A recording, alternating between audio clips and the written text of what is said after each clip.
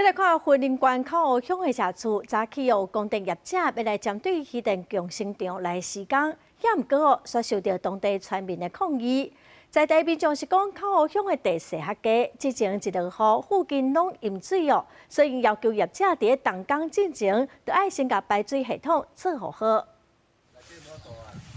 这台火车甲路口挡掉，禁止大型供电车入去到施工场。云林口湖乡社厝顺天单，初时早起有供电业者要做厝顶型渔电共生场的施作。虽然今年9月已经开过说明会，但是当地村民认为讲还未达成共识，要求业者袂当动工。村民就是安尼，要求讲了白纸黑字，互你写出来，环境卫生敢做好。阮村民无啥物要求，村民就是讲，咱进前，咱口湖乡，落大雨，连续落几啊工，所有的30几场的太阳能暗场，都是拢积水